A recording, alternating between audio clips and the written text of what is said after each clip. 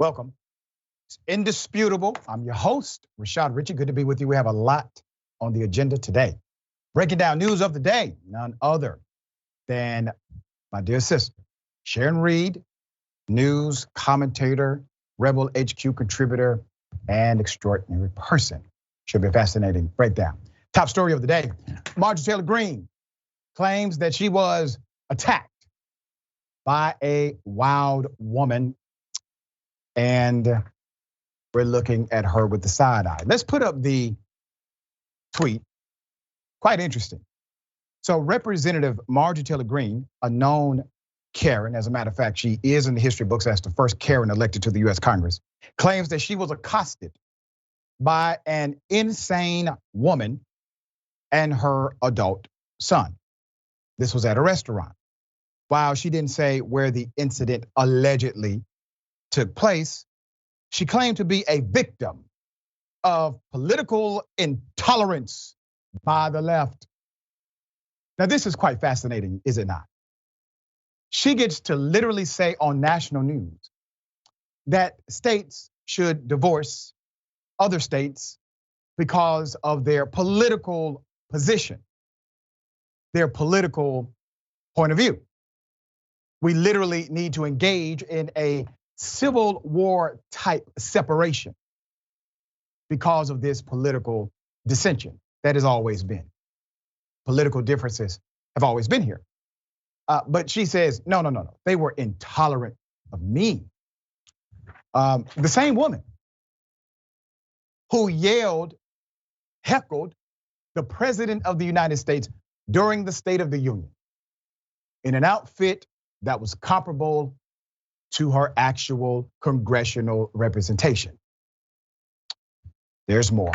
Greene, who last week called for a national divorce between red states and blue states, claimed the woman's son screamed at her, and she lamented the lack of civility between those with differing political views. People used to respect others, even if they had different views, she said. But not anymore. Our country is gone. Ladies and gentlemen, I do have to pause on this point and say to you, this right here, if you ever need an example of white privilege, boom, here it is. She literally is the person she's talking about. She's the individual who lacks civility. She's the person who continues to violate the congressional rules she signed to follow. She's the person who heckled the president of the United States during the State of the Union.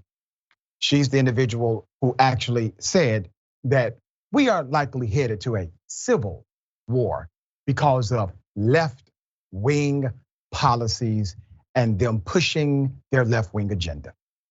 That's what she said. Greene, for her part, once called for the execution also of who? Former House Speaker Nancy Pelosi, and a move that got her expelled from her committee assignments in the previous Congress before they were restored by the current Speaker, Kevin No Backbone McCarthy. Now, she had an opportunity to actually try and clarify what she meant when she said we need to divorce from state to state. First of all, no idea how that works, especially with purple states and states that, like Georgia, that have 2 US senators who are Democrats. So you have no federal representation if you take your Democrats away. And you have other statewide positions that are Republican. What do you do in that scenario? And also, 8 out of the 9 poorest states in the country are Republican states. They cannot sustain themselves without federal dollars. Their state budget does not make enough, Mississippi being primary. But here's what she said when given the opportunity to actually clear it up.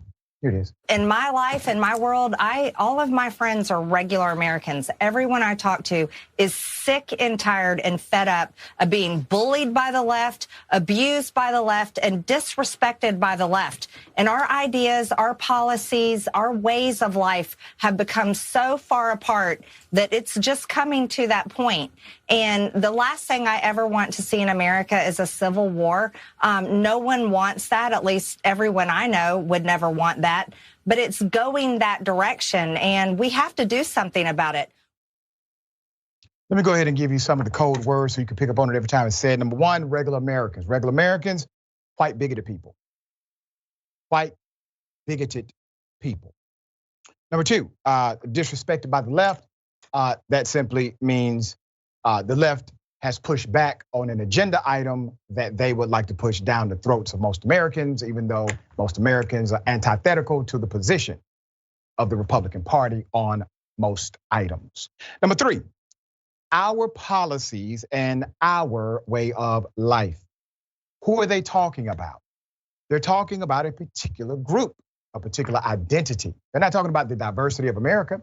They're talking about the non-diversity of America. You see, this is when they reveal to you what they meant by make America great again. This is the great revelation of that proclamation they never could answer during Trump's actual administration. They are now giving you the rest of the story. Sharon, thoughts here.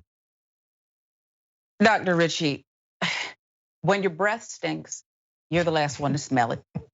Okay, when you're intoxicated, you don't know it. You don't know it. You're the last person. They got to say you're drunk. Sit down. Yeah. Okay, and when you are a Karen, the mirrors in your home look like you stole them out of a fun house. Very distorted view.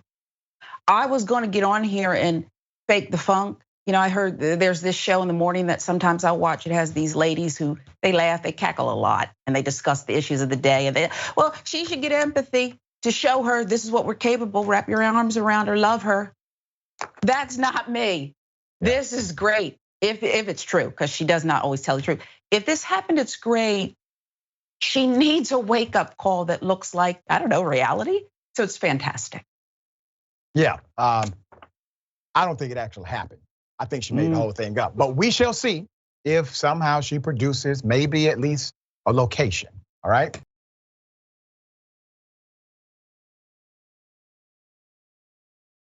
Okay, Steven Seagal, the guy that act as if he knows Kung Fu. He received an award called the Friendship Award from Vladimir Putin, all right? Let's go ahead and put it up full mass here. This is an interesting saga. Vladimir Putin handed Steven Seagal the Order of Friendship Award for what? His humanitarian work. The awarding of this Friendship Award was announced on the Russian government-controlled internet over the weekend. The order recognizes people who Russia considers to have contributed to their words, not mine, bettering of international relations. The 70-year-old actor, who also holds Russian citizenship, has done so since, I think, 2016, has always supported Vladimir Putin. Steven Seagal was vocal in his support of Russia's 2014 annexation of Crimea. We remember that. He was obviously under some fire back then. And he is not leaving his bromance. In 2018, Steven Seagal was named as a Russian Foreign Ministry humanitarian envoy to the United States and Japan. That's what we call a play job. But he was given that play job, and it made him feel important because he's Steven Seagal. At the time, the Russian Foreign Ministry said Steven Seagal's responsibility would be to facilitate relations between Russia and the United States in the humanitarian field, including cooperation in culture, arts, public and youth exchanges. Last year, Steven Seagal even recorded this very touching, and listen. Realize today's a very important day. Today is President Putin's birthday. And I just think that we are now living in very, very trying times. He is one of the greatest world leaders and one of the greatest presidents in the world. And I'm really hoping and praying that he gets the support and the love and the respect that he needs, and that all the tribulations that are going on now will be over soon, and we will be living in a world of peace. Sir, do you know Kung Fu or not, sir? Has anyone been able to answer that question? Did you take a class? Was it online? All right, no stranger to controversy. Let's put it up. Steven Seagal, in recent years, has been accused of many things, including sexual harassment by very powerful people and individuals whom we know. Nothing happened adverse to this particular actor. In 2018, Steven Seagal was accused of the sexual assault of Fabiola Dadis and Regina Simmons. The two more women claimed that Steven Seagal had sexually assaulted them, allegedly when one was 17 and the other was 18, ironically. However, then DA Jackie Lacey declined to file charges against Steven Seagal. Now, keep this in mind, because I'm about to bring something home for everybody. We are right now in adverse conflict with Russia. Russia is an adversarial nation to the United States of America. They are adversarial to our democracy. They are adversarial to our technology. They are adversarial to our international interests. We were talking last year about possibly engaging in the next world war because of Russia and their murderous rampage. He's still called a patriot, ladies and gentlemen. People are still calling Steven Seagal a patriot for standing with Vladimir Putin. Who's calling him a patriot? Now, those on the left, but those on the right. Christian evangelicals, conservatives, have decided to abandon the United States of America in their narrative about Vladimir Putin, support and embrace actions by people like Steven Seagal, who made pretty much all of his money from America, from us. Do you not find it ironic that no one is going to question his actual patriotism? But let me shine another light here. What if another person would have done all of this, would have received this friendship award? Somebody like, I don't know, Kanye West. If Kanye West would have received the same award, the narrative would be much different. Now, everyone knows my position on Kanye West. The guy obviously has hate in his heart for particular demographics, and I have exposed it right here on this show. But you cannot dismiss the reality that two individuals would have very different outcomes with the same circumstance affixed. Steven Seagal is being praised by the right. All right, Sharon, thoughts here. I think it's rich that he got, you said it's the friendship award from Vladimir Putin. Vladimir Putin doesn't even have real friends. Right. He doesn't have any real friends. There's blogs and groups about this, okay? So this is a man who is, and has really been for decades, Dr. Richey, trying to remain relevant, and he has these strong opinions, and he hasn't been relevant in years. I didn't even pick a side when, remember he had that feud with Jean-Claude Van Damme? Okay, now I'm on Jean-Claude Van Damme's side. I picked that side, okay? Yeah. This guy is irrelevant, foolish, and you're so right about the hypocrisy here, okay? Don't watch any more of his movies. Don't watch any more. Watching him run very strangely. Don't do it. They're hard to find, but if you do, don't watch it. And I would say this, Sharon, I think you can kick his ass, just to be straight up with you. I think you're right. Yeah. I'm from Philly. Okay. Yeah.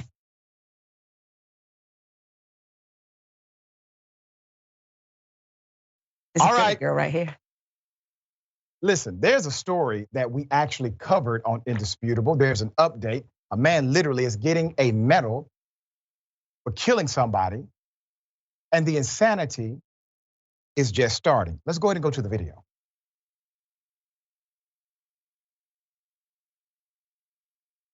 Do you have any weapons? I don't think so. I had a pocket. You don't think so? Don't pull them out. What did you just stick in your mouth? Really? No, there's a pill. Let me go. Get up. Get up. Get up. Get up. Put your hands behind your back. Put your hands behind your back, bro.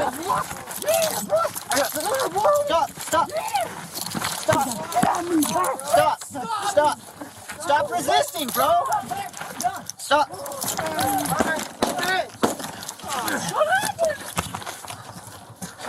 Stop firing. Stop moving. Did you just shoot him? Did you guys shoot him? Is my son shot? Did you guys call 911? Yes, that was the first thing we did. We haven't done nothing, sir.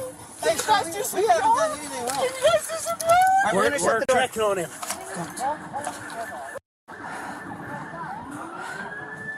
You all right? Yeah, are you? I'm all right. Headbutt in my nose and then tried grabbing at my stuff. The man he killed was completely unarmed.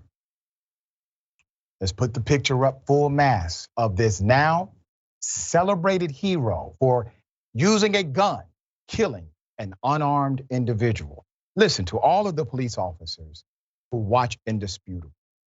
If you want to be called a hero again, people like that must be excommunicated from among the ranks. Let me give you the background. In Colorado, the Pueblo County Sheriff's Office has now drawn outrage after it gave a deputy, his name is Charles McWhorter, a Purple Heart. Why? For injuries sustained last February. This was during the fatal shooting of a 32-year-old Richard Ward. At the time, the sheriff's office had claimed that when deputies arrived, Ward jumped out of the vehicle and head-butted the deputy, breaking his nose. Did anybody see anything like that? No.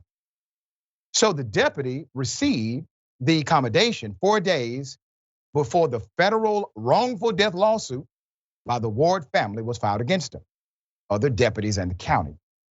Richard Ward was with his mother and her boyfriend to pick up his younger brother from Liberty Point International Middle School as students were being dismissed for the day.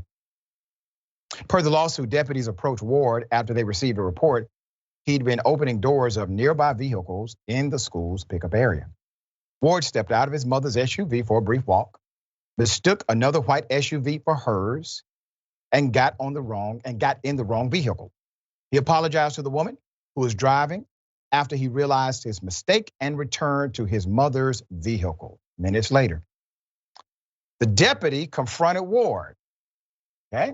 Now remember, this is a pretty normative dynamic. It happens. So the deputy approached him and shot him 3 times. The confrontation created a struggle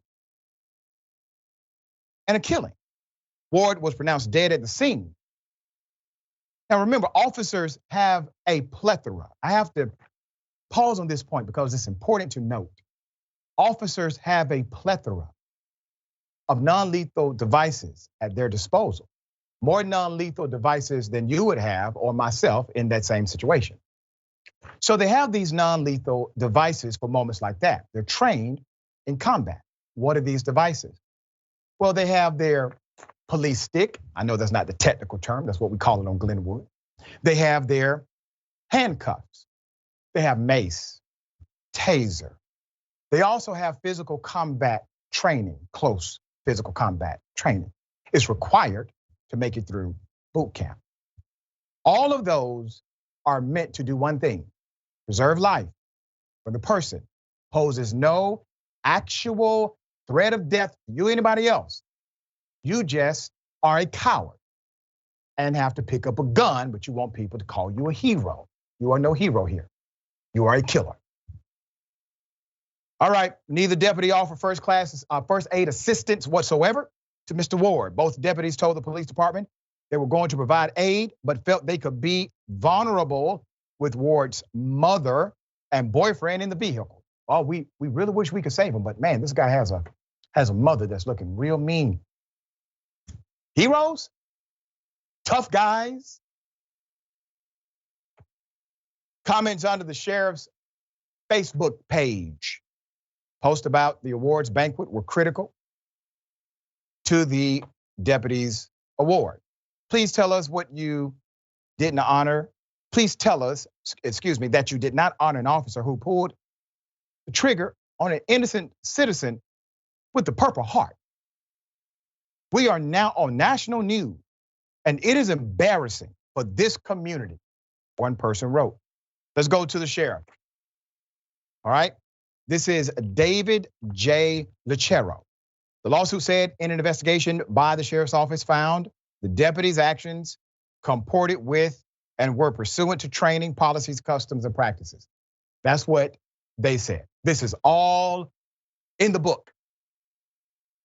The 10th Judicial DA, Jeff Chostner, investigated the shooting and ruled it justified. October 14th, 2022 report. He said the deputies had reasonable grounds to believe they were in imminent danger of being killed. Hey, Mr. DA, your job is to not be a defense attorney. Your job is to seek justice. In the seeking of that justice, why not simply impanel a grand jury, allow the community to make the call? You could have always played the political game and said, my hands are tied, the grand jury indicted. Cassandra Gonzalez, the other deputy present that day, told the PD, Ward opened his coat and reached inside with his right hand, but she wasn't sure if he was armed or not.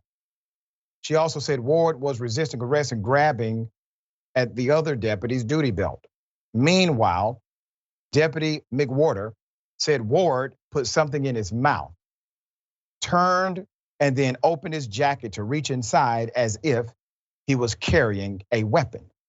Per the lawsuit, it was while emptying his pockets, Ward found a loose, prescribed anti-anxiety tablet and popped it into his mouth, which is when things took a turn for the worse. Additionally, shortly after the shooting, Ward's mother, Christy Ward Stamp, was arrested and interrogated at the sheriff's office.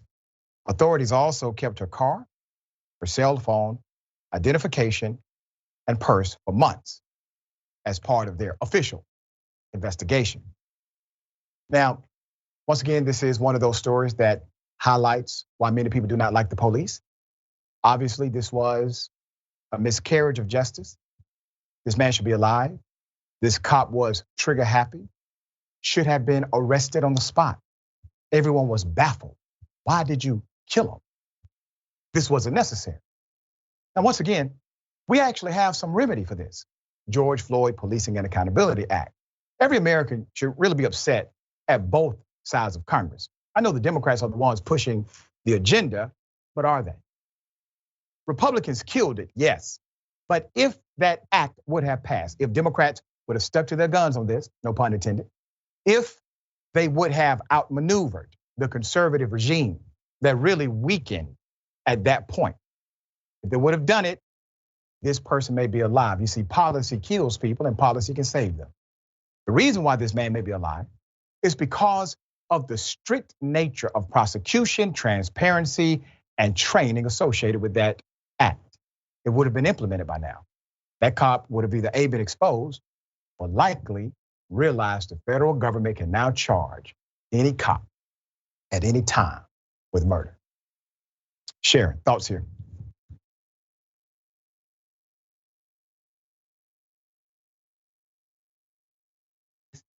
Apologies for that, Dr. Richey.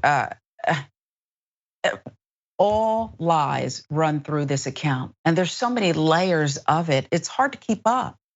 What the officer now awarded said was, what did you just put in your mouth? Not show me your hands, because he thought that the deceased was reaching for a weapon. It's lie after lie after lie. The sheriff who says this is exactly according to training. Who trained them? Laurel and Hardy? Right. They allow, if these people are so dangerous, why did they allow the mother behind the wheel of this vehicle, that could be a weapon, never searched, Nothing, even shut the door, okay? As she conversed and said, did you call 911? Desperate to get her son help. This is vicious, this is cruel, this is even killer cops. Everybody gets an award here. It's just sick. It's so sick to give the man an award after a shooting that should have landed him in prison. This has to stop. The federal government has to at least have oversight over police misconduct like this. And as it stands now, they don't. They could. I'm going to give you one solution Biden could do right now without Congress. Stop the funding of police departments who do not adhere to an executive mandate that he gives. He can take their funding away. It is federal money. He's allowed to do that without Congress. Do it and things change. Keep giving them money and endless military equipment to police citizens. This is your result. We got more on the other side. Indisputable, stick and stay.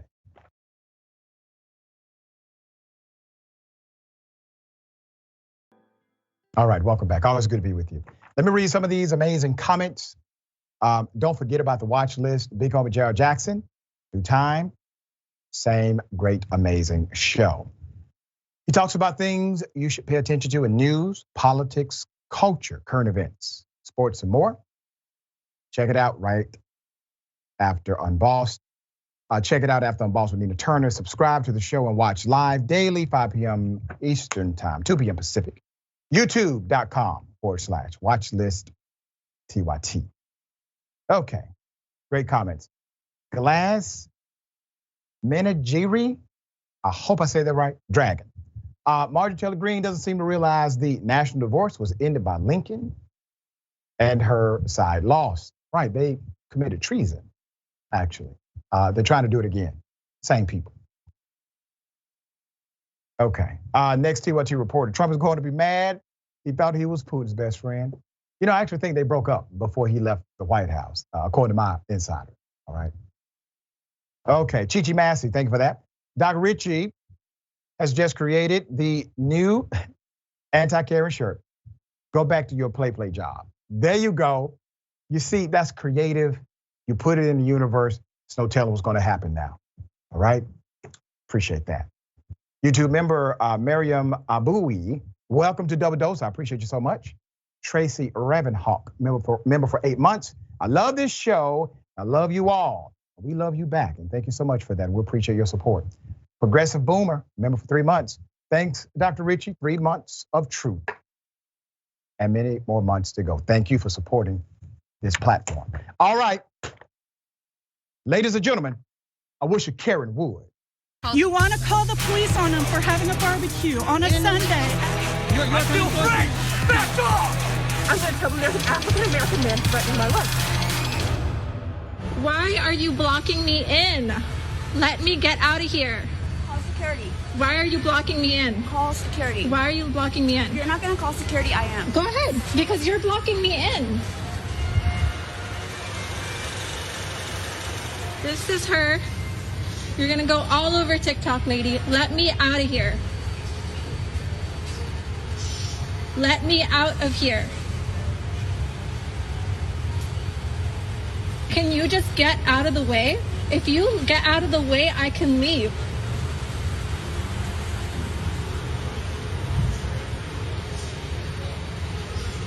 You're literally blocking me in.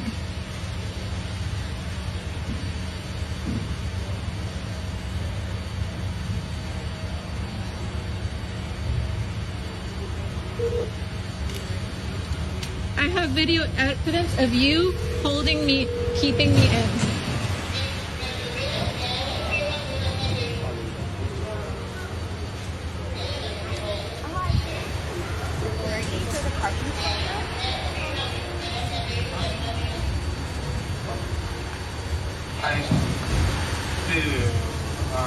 Are you ready? Yeah, or could you send security down to the Can you send someone to J2? This lady's blocking my car in. I'm sorry? Can you send somebody to the Crate and Barrel pickup area? Pickup area is right there, lady. This is petty AF Karen. Now, petty AF Karen simply has nothing else better to do than to be petty. It literally takes more energy, more emphasis, more stress to do that than simply to go home, to leave. But once again, in the world of Karenicity, things do not have to make sense in order to make sense to the Karen. All right. When you stop someone from moving, when you block a person, stop them from advancing, that can be a criminal offense. That can be an intentional tort as well. A lot of violations here.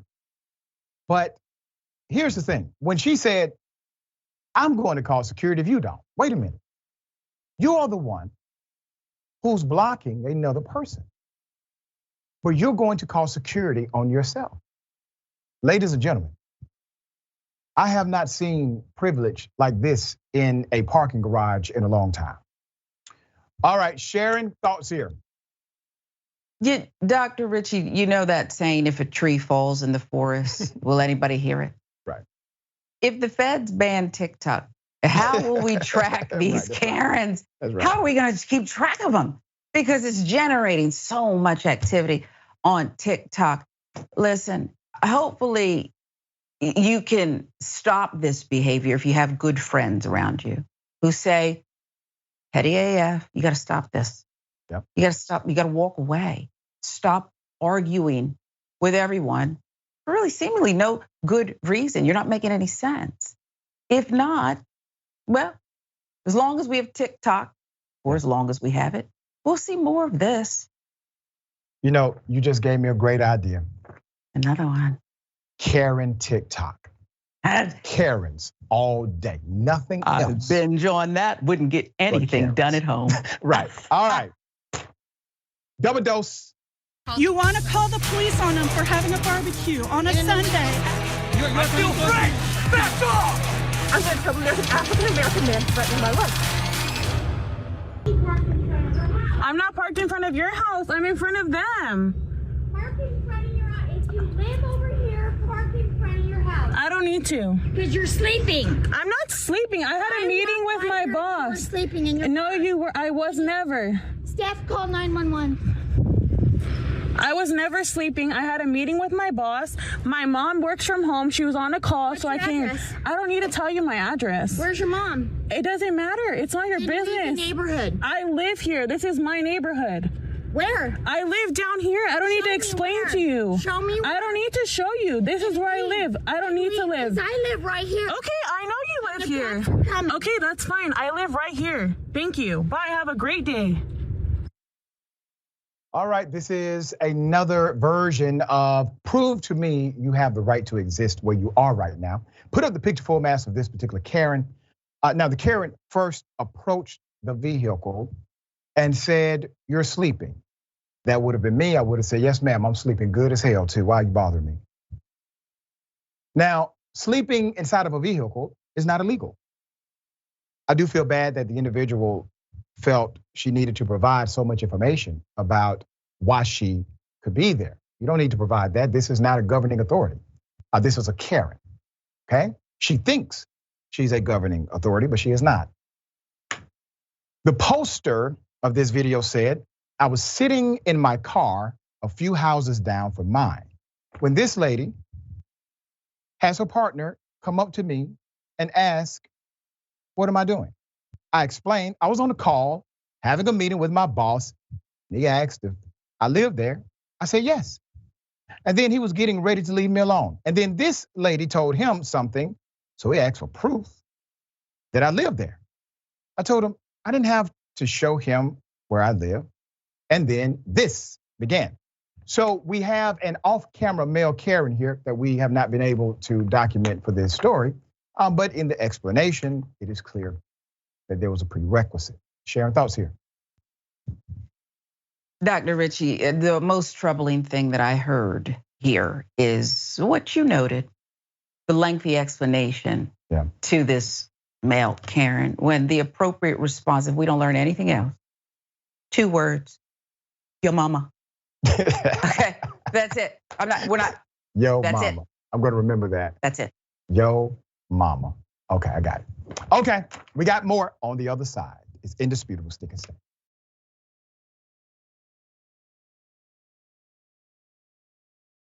All right, welcome back. We got a lot of show left. Let me read a couple of comments. We will continue. Thank you for joining the conversation. Mickey C, the silver-haired dragon. Please stop arguing with these Karens. Ask them nicely once. If they refuse, call the cops. There you go. Susie B, if silence wasn't good enough, I know 2 words that would have dumbfounded the Karen. 3 Brats, welcome to Indisputable. Thank you so much for supporting the show. All right. A black Georgia Republican wants us to focus on nice slaveholder, the nice white men that owned black people, according to him. Let's go ahead and put up his picture full mass here. His name is Barrington Martin II, a former congressional candidate, Georgia District 5, that is the late John Lewis's district. He tweeted a thread defending good slaveholders. Here are the tweets in question. Let us analyze. Barrington Martin II wrote, "We hear about all the horror of slavery, automatically assuming that all slave owners were hateful, vengeful, and sought to afflict their slaves with fear. But it's funny, we never hear about those other slave owners who led with kindness and wanted their slaves to be in the best shape mentally as well as physically. Why do you think that is?" Let's put Mr. Barrington's picture back up. Sir, you would have made an excellent slave. And I'm not trying to besmirch whatever your goals may be, sir. If you would like to be a slave, go for it. If you would like to have a nice white slave owner as your boss or being a slave as your profession, fine. That's your goal, that's your dream. Martin would cite a 20th century slavery narrative from a person born into enslavement in 1851 named Charles Coles. Coles, when describing his slaveholder, said, "Mr. Dorsey was a man of excellent reputation and character, was loved by all who knew him, black and white, especially his slaves. He was never known to be harsh or cruel to any of his slaves, of which he had more than 75. Barrington Martin II says, "There's many accounts like this. I am in no way advocating for slavery, but simply showing there are alternative perspectives that have never been shared. Why is this important? It shows how history is presented in a one-sided fashion and is meant to maintain an agenda." Now let's pause there just for a moment.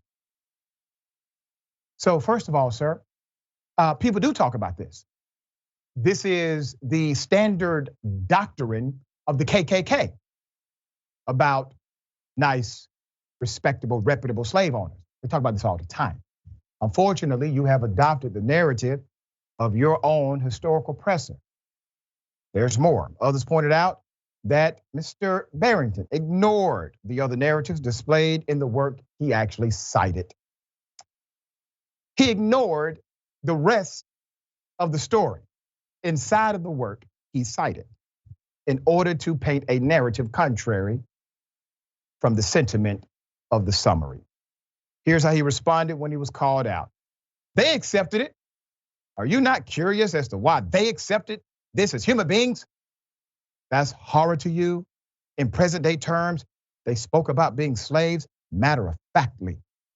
And some even have positive things to say about it. Does that make Major you the least bit curious? Why?" That's an exact quote from him. Franklin Leonard said, "Did you read the thread you posted? They still include enslaved people talking about being whipped when the situation was appropriate. Them and their parents being bought and sold, being owned by other people. They're not understanding what freedom even was. Is that not horror? He will go on to argue about modern day moral compass standards. Barrington Martin II says it was common practice, LOL. You guys fail to understand this. You're imposing a modern day moral compass on something that was so common. It was amoral. What gets me is that you're also virtuous about it when it's easy to be against slavery today. So easy. Franklin Leonard wrote, I'm not curious about it because in my youth, I was curious about it and then read enough to understand that a system supported by the ownership, buying, and selling of people by other people was an immoral horror then as it is now. I am flabbergasted. And to Mr. Barrington Martin II, first of all, sir, you're one of the silliest people I have covered in a long time. But I do invite you to come on the bullpen and debate me at any time based on your point of view. Let's be very clear. Even those who crafted the US Constitution wrote in their personal journals the great evils they were committing by owning human beings. So when you suggest that they were unaware because of the culture, you are antithetical to the truth, dear brother. And I call you brother because I hope one day you will be. Sharon, thoughts here? Different point of view. That's my first thought is different point of view. You take it's Thomas Jefferson, Sally Hemings. Barrington would say love story. I call it rape. Okay. And yes, very silly. And that's saying a lot because you also covered Herschel Walker and his ridiculous statements. Yep. And I think Barrington should perhaps head over to Herschel's for a cookout, enjoy some raisins in the potato salad and shut it. It is the most ignorant, rambling blog I think I've heard in a long time. Yeah. Now, I encourage people, you can tag Mr. Barrington. Let him know he has been challenged to come on the bullpen. Now, Mr. Barrington, Barrington Martin II, sir, eat your Wheaties before you come here. But the invitation stands, all right?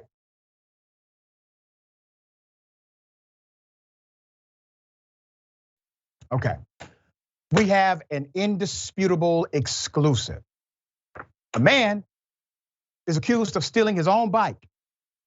He did not steal a thing. Here it is. This is my bike. Let me see your ID. Let me see your ID. Yeah. I got the guy. He's got the mongoose bike sitting right here. He's coming off the bike path. Hold on. I'm over. I got the cops with me now too. I just seen them as well. I'm gonna give you my ID. Yeah, put the bike down. I'm over here by the hospital. Yeah, I have the lock and all that for you. You have the lock and all that for it? Yes, I bought That don't mean I got a lock too. Chill out. Hey, chill out, chill out. I know. The cops dealing with it right this second. You go to college here? Yes, ma'am. All right.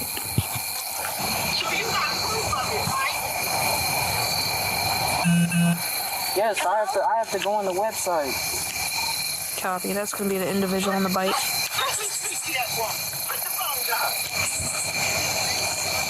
Hello? Hello? Yes, I'm his grandmother. He purchased that bike. Yeah, bro, I ain't got nothing against you. My bike's Sunlight just going out on the yard. You're coming from the same exact way that so the bike was stolen from. did he order it on his own account? You were up here at the top of the hill with the flashlight. Okay. All he has to do is just go on here and pull it up. Okay. If he can pull it up, then I will look at it. Okay. Started to leave. So yeah, it made it look a little suspicious, homeboy. Hey, go over there, Deontay. Did you order this on your phone? I know. This bike? Can you show me the receipt, like on your purchasing? It made it look a little suspicious, homeboy, is what the man said. Not, I'm sorry. I made a mistake. There's more. And the thing I bought with it is the bike lock. That's the bike? Yep. All right, man. You're good to go. That's all that we needed because somebody with the same description bike just stole it. Yeah. I did not do nothing to him. No, he's good to go. He just showed us the purchase order. So who is this? Does that purchase order matches that on the side of there? Yes, it does. Who what he didn't do? My name is Kyle, ma'am. There's no need to talk. Go over here. I am sorry, sir. I apologize for that. Like I said, my son's bike was stolen. You were just coming in the same direction. I do apologize, man. There's nothing against you. I just want to make sure I get my son's bike back, all right, man? You see, many protocols were dismissed by the authorities because a white man said a young black man did it. Now, typically, if you claim somebody stole property, the first question is, did you file a police report? In that police report, it will have what's called identifying information, such as a serial number, something that makes it really concrete that this is the item. I heard none of that questioning during this debacle. Let's put up the picture full mass of the victim who endured this. I'm gonna give you the background. 19-year-old student of Hocking College who was stopped on his way home from work at the campus cafeteria of Nelsonville, Ohio. Here is former Hocking College freshman Deontay Ford with his two grandmothers. Look at that, they love him. A culinary student, Ford was headed home from his job in the college cafeteria. He said he believed the stop was racially motivated. He told Indisputable, and I quote, "In some ways, it was a good thing. I learned from it to always have proof and identification." You know, it's a sad reality, young brother. The proof is you were in possession of the item. That proves that you have either A, faculty of operation, or B, ownership. That's how the court looks at it, okay? Anything else is a violation of your rights and a violation of protocol. Investigative prowess, we call it. The grandmother, Cassandra Aaron, showed Indisputable the bills for his semester at college. So he's paying $7,000 according to that bill. That bill, he's paying money to be oppressed at that campus. That is insane. Ford withdrew from this program on September 9th, the day after his police encounter. Ford's grandmother said their family, they weren't going back to risk him staying in that area. She said they initially thought he would be on the diverse side of the campus, and there is a diverse side of the campus according to the narrative. But she said his dorm was more than 20 minutes away by bicycle. "We don't feel safe," she told Indisputable, with him driving around on his bike at night. "The day we had to move him, that day we saw Confederate flags in the rural area he was staying in. It was the kind of place my mom and dad would say, 'Don't you dare go there.'" Once again, sad reality, because you have a constitutional right to travel wherever you choose. Let's put it up. All right, incidentally, a band of Confederate soldiers looted and burned Nelsonville, Ohio in 1863. They are obviously proud of this heritage. Aarons said she wrote a letter to the president of Hocking College, which was not returned. She told Indisputable, "Only a bill from the school. That's it. Pay this money." College's financial aid website says refunds are not issued after the first day of class. Here's the president of Hocking. Yeah. Betty Young is her name. Now, President Young, you have a decision to make here. A simple statement at this point would do: the student has withdrawn from the program. You may want to consider refunding the money, at least prorate it. Now, I'm a professor myself. I understand some of the nuances of collegiate activity and campus culture as it relates to the police. Protocols were violated. At least show that you are a student advocate, if you are able. Sharon, thoughts here?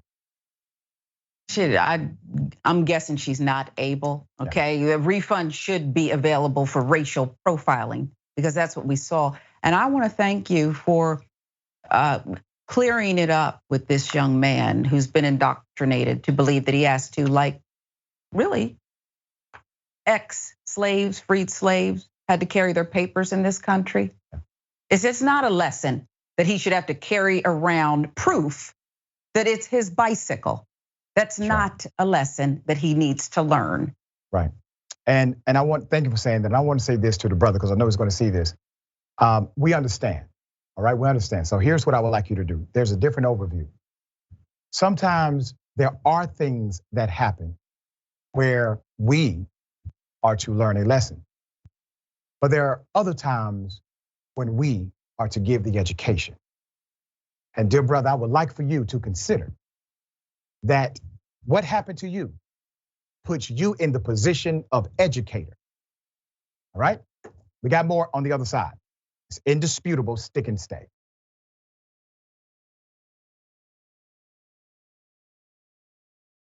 Welcome back. A lot of show left. Let me remind everybody, I need your help. All right? There is an imposter, an indisputable imposter. All right? Sometimes it pops up as just indisputable. Sometimes it's me. They are impersonating the franchise. All right? It is not me. It is not real. So in order to make sure we protect our communities, if you see this, number one, I'm asking you to report it swiftly. Number two, say something. Say clearly, this is not Doc, okay? So other people will see that. And if you would, make sure you email us, support@tyt.com, support@tyt.com. Got a lot of comments. Let's get to it. Stop Dragon says, Doctor, you know, there's a whole economy of extreme black conservatives whose sole means of remuneration is to ally the guilt of a certain kind of right-winger. That's right. You know, there are some people, really there are just two types of people in the world. And I hate to categorize it in such a binary way, but follow my logic here. There are people who actually would like to challenge systems when they realize these systems are wrong, when they are immoral, unethical, unfair. And then there are those who would prefer to simply figure out how to fit into the system that's immoral, unfair. They want to affix themselves and find their spot in this system and get theirs while not caring about anyone else. Two types of people in the world. All right, YouTube, Perry Anderson. Yeah, some chose the Atlantic because their captors were hella nice. Man, this clown. Yeah. Sweetback _lightning, Twitch. Doctor, you're qualified to do many things. Fixing what's wrong with this guy's not one of them. We can try, right? We can give it the college try here. Okay. We have an update. A racist student, we covered this, KSU. Well, now, finally, he's been charged with assault. Now, I'm gonna remind you of what happened. Here it is. I hope. Could you stop, please? No. Could you stop? No. Thank you. I'm You're a bitch. Oh, Jesus. I did not get paid enough for this. Exactly. Thank you. Thank you. You're a bitch. You're a bitch. Yeah. I got the phone video. Me too. I got the phone. You're a bitch. You trying to get me to get her to like get chairs and things? No, I'm drunk. You're drunk. You're a bitch. Yeah. Okay. It took a while. We're going to talk about that as well. Let's put up her picture, courtesy of the Fayette County Detention Center. If you remember, this happened at the University of Kentucky. The student, Sophia Rosing, has finally been charged for assault.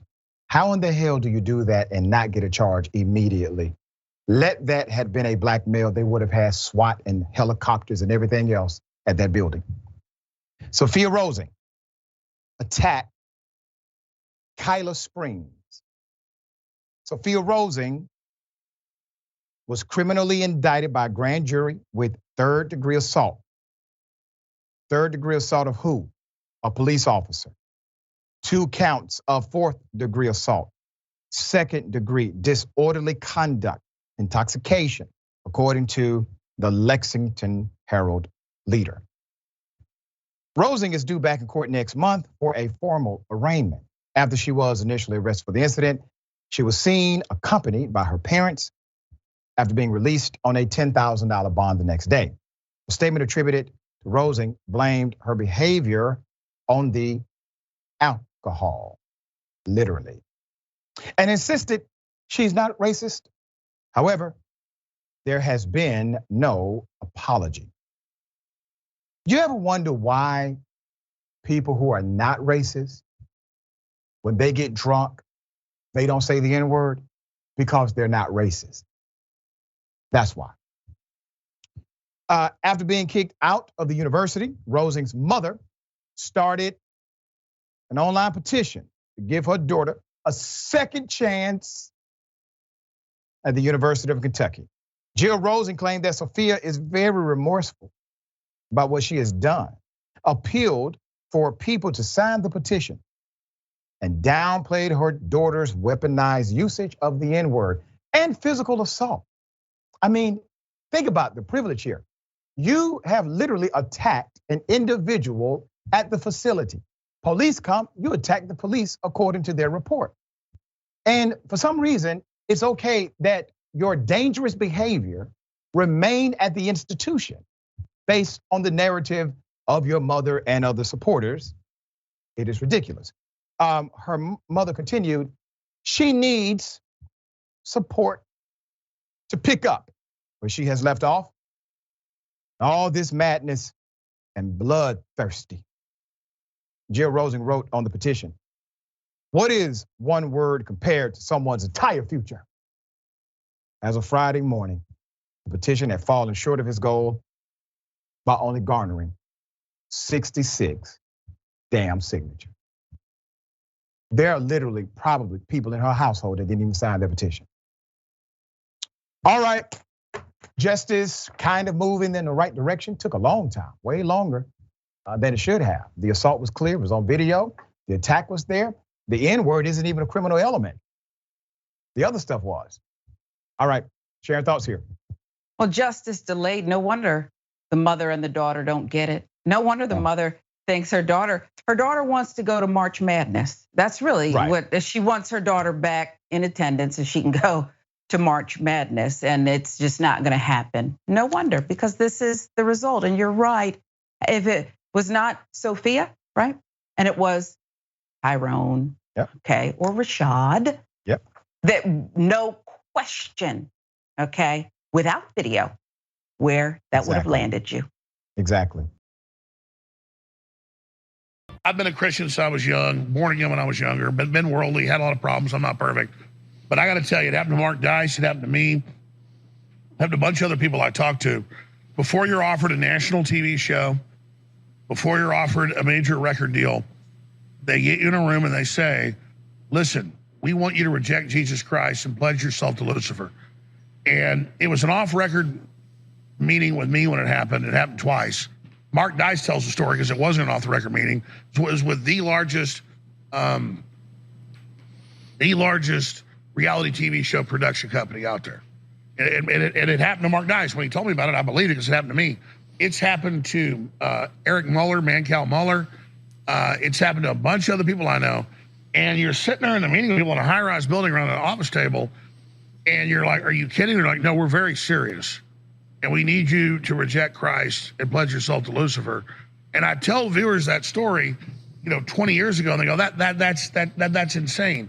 No, that really happened. Wait a minute, everybody. I know what you're thinking. Alex Jones is off his rocker.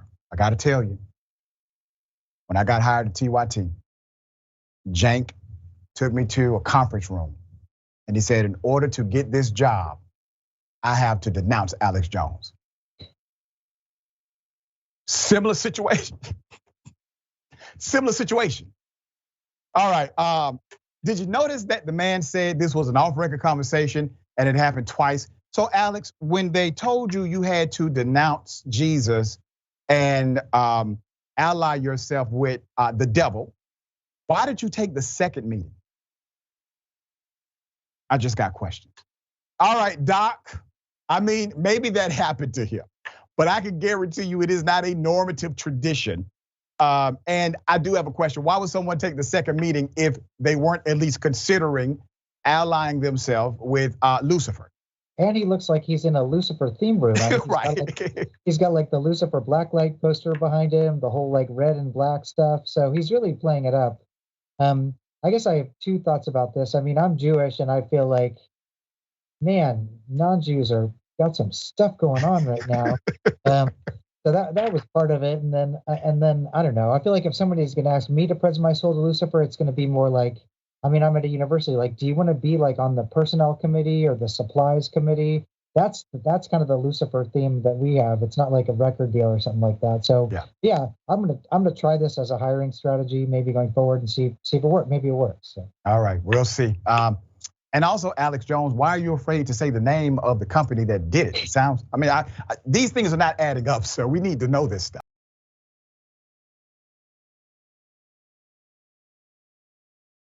All right, listen, I'm celebrating another good cop, a cop that I would appreciate being the head of any police division that in a community that I lived in. Now, he said exactly what needed to be said about racist white Nazis. Here it is. These scumbags came to the wrong county. We have unity in this county. We stand beside one another in this county, and we stand beside our Jewish neighbors. We are not going to tolerate this. Let me tell you, this is not about free speech. This is about violence. 2 days after the incident at the Speedway, one of these GDL members ambushed and shot 2 Jewish Orthodox folks outside of their synagogue in LA. This is a neo-Nazi ideology on display. They wear GoPro cameras. They rent U-Haul trucks. They spent the time traveling up and down ISB during the 500, yelling obscenities from the back of the truck. Clearly, I don't see anything that people can say this is First Amendment. This is nothing but pure evil. And I want to share this. There's a lot of people in this room, and there's a lot of people around this country of the Jewish faith who are on their hit list. They try to besmirch your character. They try to put death threats out on you and threaten you and your family.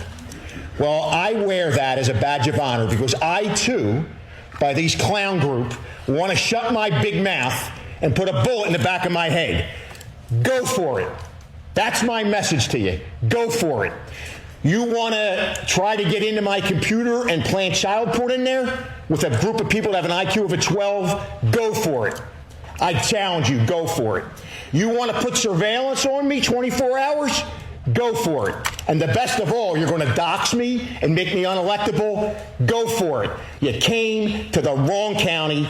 I stand with my Jewish friends, and I'm honored to be on your hit list. It's an honor to be sought after by a bunch of punk thugs like you.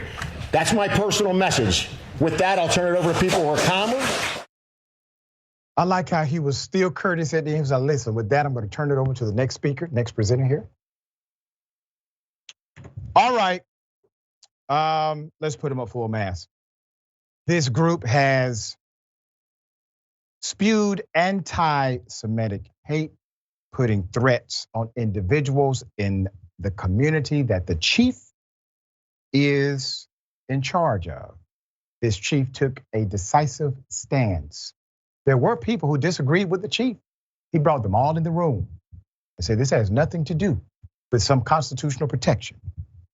All right, Volusia Chief Michael Chitwood had enough. A week after neo-Nazis circulated extremist propaganda throughout the Daytona Beach, Florida area, and did not hide his anger during that Monday press conference. Chitwood identified the Goyim Defense League, GDL they call themselves, as the organization behind the disturbing behavior, which included leaving anti-Semitic flyers on people's doorsteps and hanging anti-Jewish banners from busy pedestrian bridges.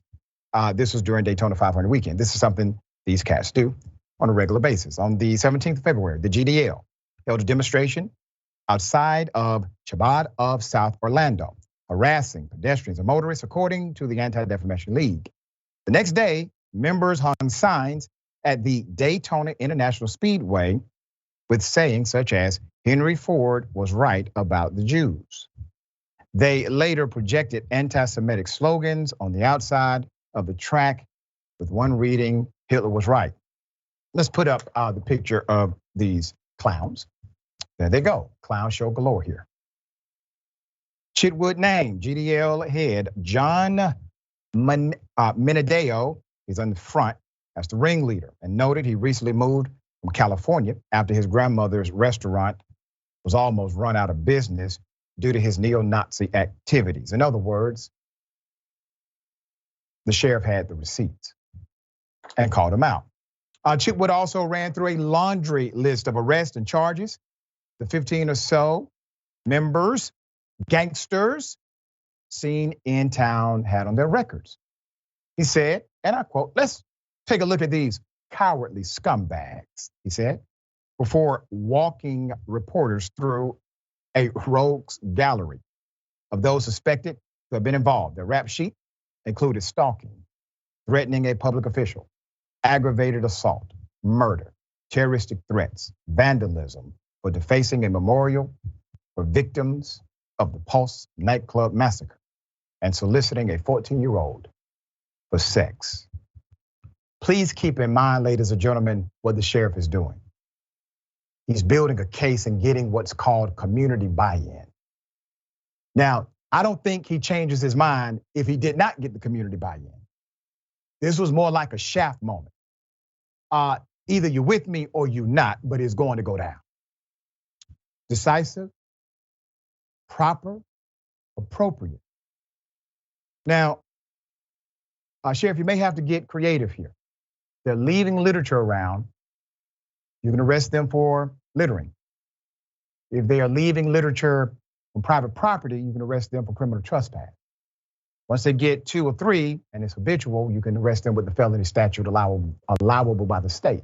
You may have to get creative, but I think you're the right guy to do it, okay? In an interview with the Daily Beast following Monday's press conference, Chitwood had one thing to say to the leader in his group, calling their beliefs grotesque. Excuse my French, but F you, mother effer. Mic drop. All right, love the guy style. There it is. Why don't we put people like that in charge of the DOJ? That should be the next Attorney General of the United States of America. Hell, make him the FBI director. Put him in charge of something federally, all right? He had the right tone here and the right conviction, said the right words, and also engaged in the right action. Sharon, thoughts? He also had the right accent. I recognize that's a Philly accent, and he said what he said. I too love his colorful language. And now I know how Santa Claus felt when he came through Philadelphia, okay? He's not for it. You got the right one today. And just real quick, Doc, he's recruiting on his website, One Badge, Limitless Opportunities. He says, join an award-winning law enforcement agency, make a difference. This time, I think it's true. Make a difference in the community under his leadership, Philly guy. That's right, and really brilliant the way he did it in order to get the community to buy in and eliminate debates up front. Very brilliant. Amen. All right, love it.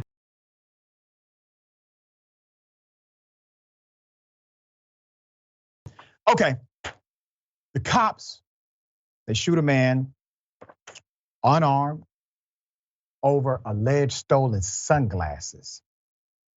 I kid you not. Let's put up the picture of the family full mass.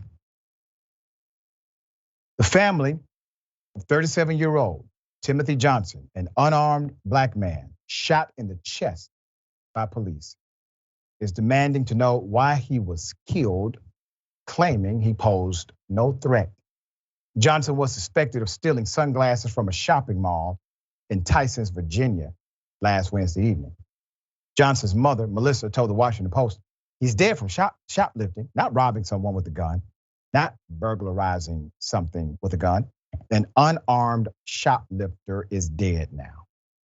According to police, Johnson was at the Tyson's Corner Center shopping mall around 6:30 p.m.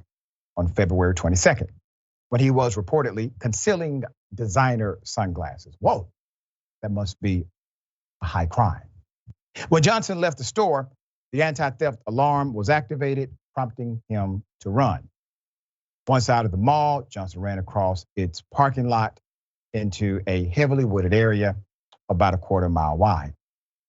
A Fairfax County uniformed police officer and a plainclothes officer pursued Johnson on foot. Police say they gave Johnson commands to get on the ground. It's unclear the amount of time it took for police to give a verbal command when they fired gunshots. Exactly how many times police fired their guns, also under investigation. Johnson was shot in the chest one time, and police state they rendered aid until EMS arrived. Johnson was then taken to a hospital where he was pronounced deceased. Fairfax County Police Chief Kevin Davis told ABC News, and I quote, "I don't want to speculate why the officers discharged their firearm." Davis also said the department is investigating if Johnson was armed. But so far, no guns or other weapons have been found. The county police confirmed the officers involved are now on restricted duty status. The body-worn camera footage will be released within 30 days, according to their narrative. The department announced a criminal investigation into the use of force is being conducted, and the officers involved will be publicly identified within 10 days. Police said Timothy was very well known to law enforcement and had a significant violent criminal history, but his mother disputes this characterization of her son. Now, anytime the police are wrong, well, 9 times out of 10, if the police are wrong, what are they going to do? They're going to lead with a narrative that has absolutely nothing to do with the issue at hand. Once again, they're trying to build a case the other way. They're trying to build a case to justify the absolute killing of an unarmed individual for sunglasses. Damn it, who in the hell runs after somebody for sunglasses? Just be lazy and let it go. At least somebody will be alive. Sunglasses. Does that make you feel good? I'm talking to the cops. You went home that night. Maybe you have children. Maybe you have a family. And you killed someone with sunglasses. This is why people like you talking about the cops, you got to go to prison. Examples have to be made here. Because you're not judge, jury, and executioner. You work for us. Sharon, thoughts here. I'm disgusted, and the chief needs to shut up now. Yeah. They have the body cam footage. Yeah. Okay, whether they're gonna release it, they know exactly what happened. The chief's statement goes on, we don't know what we don't know right now. At some point in time, the chase, something happened. You stop. And to muddy him up, the deceased, okay, over sunglasses. What made you chase him? Stupid pills. It's like Rudy Giuliani 20 plus years ago saying, well, he's no altar boy when the police shot dead a man for no good reason. He actually was an altar boy, okay? Yep. Actually was one. Yep, that's right. That's right. All right, we're gonna continue to follow that story. I think that story will have a significant development within a few days. We will bring you the latest. Sharon, always a pleasure having you on the program. Tell people how they can follow you and check out your great work. I appreciate it. And I'm still waiting on those t-shirts, Doc. Make sure you get them done. At Sharon Reed Live, you can follow me across all platforms, Rebel HQ, contributor. I love it. Love being on with you here on Indisputable. Thank you so much. We love having you. You are part of the team, all right? Okay, remember, take care of yourself, take care of each other, take care of the planet. Remember, the truth is always indisputable. Welcome to Indisputable. I'm your host, Dr. Rashad Richey. We got a lot happening today. But what do we do on this show? We tell the truth. You know why we tell the truth? Because the truth is simply indisputable. Rashad, great to be here. Congratulations on the new show. And I gotta let everybody know that Rashad and I go way back. People still need health care, so I won't stop. People still need criminal justice systems reform throughout this country, so I won't stop. And you won't stop either.